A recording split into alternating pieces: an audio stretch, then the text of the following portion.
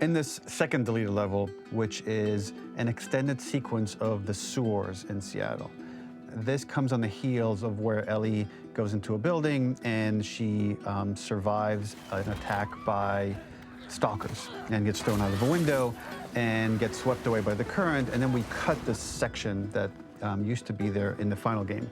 Now you will get to play it. So this was a way to get a bit more interesting puzzles, interesting traversal, figure out how Ellie can navigate the sewers with the fighting current.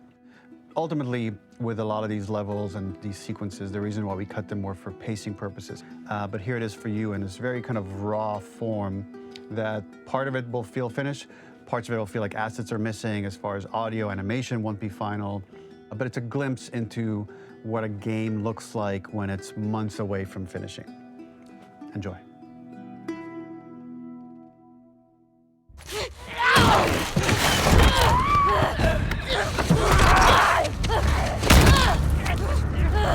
Get off of me!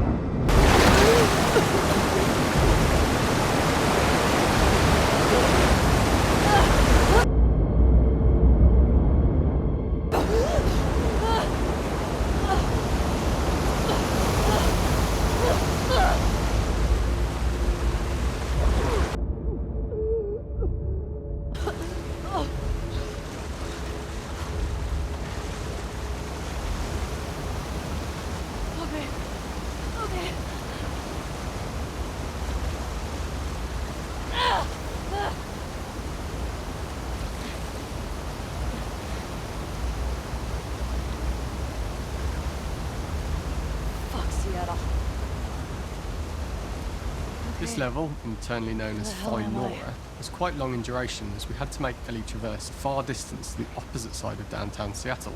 The sewer section was originally longer than what we released the game with, approximately 10 minutes more. This was one of the few areas of the game that used water flow as part of a traversal puzzle. The player has to go upstream to use the current to get to the platform to reach the other side.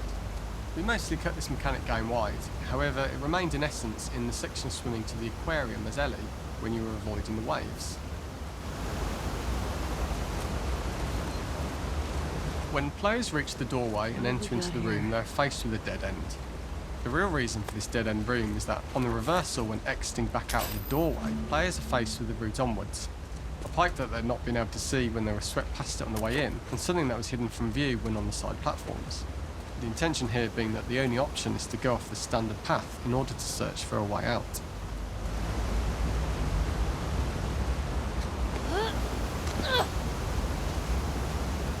Get me the hell out of here. Throughout the rest of the level, we also used light to indicate to the player that they were heading in the right direction. At each turn, however, we blocked the direct route forward. Players would know that they just have to keep finding alternative paths, promoting those feelings of being desperate and trapped. We slowly introduced the player to consider climbing into smaller pipes and crouching in these tight spaces. Up and out. This is to slowly build up to Just keep and going up encourage and out.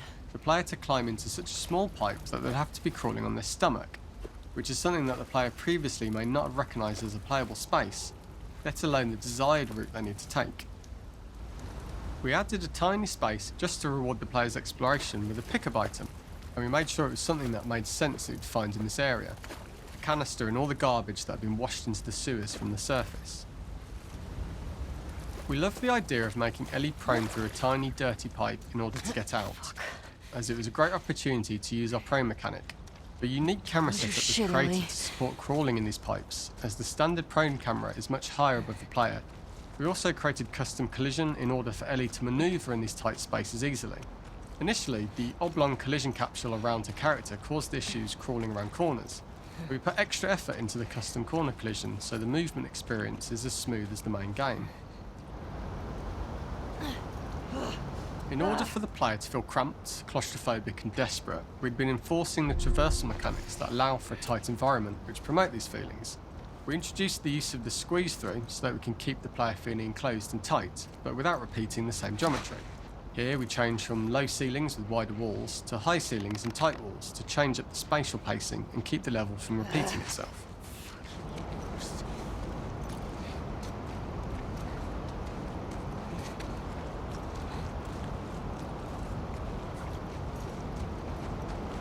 Shitty place to die.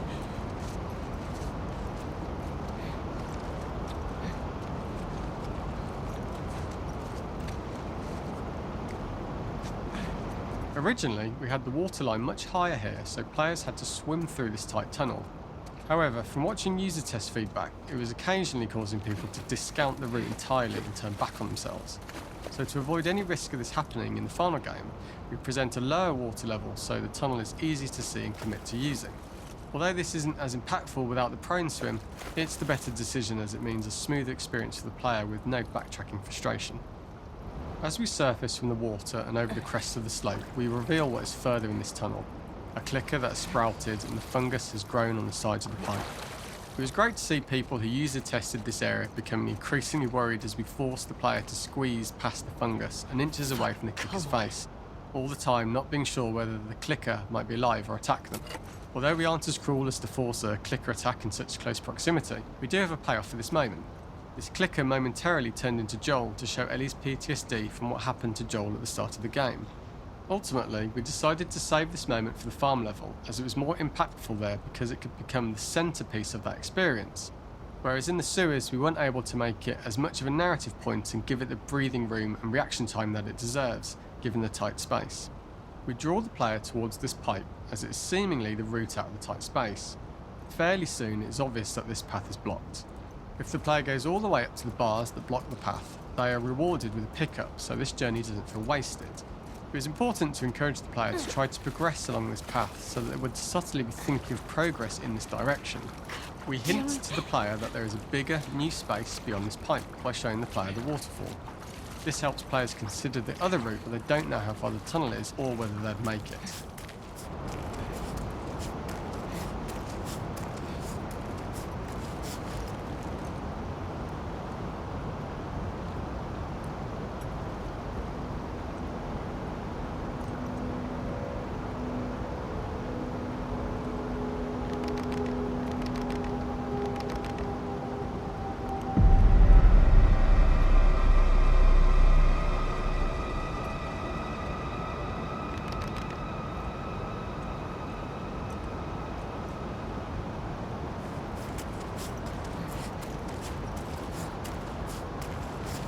Oh, shit!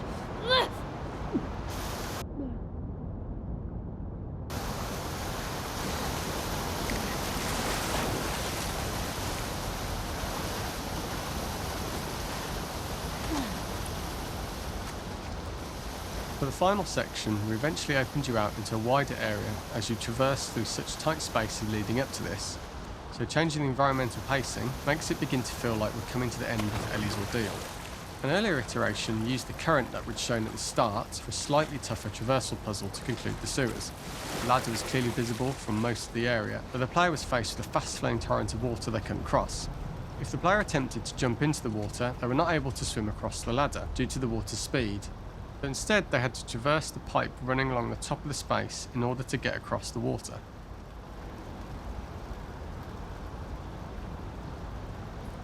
Using this pipe was retained in the iteration we shipped with, as it's the last of the extreme methods Ellie has to undergo in order to escape the sewers, and what she will go through in her pursuit of revenge.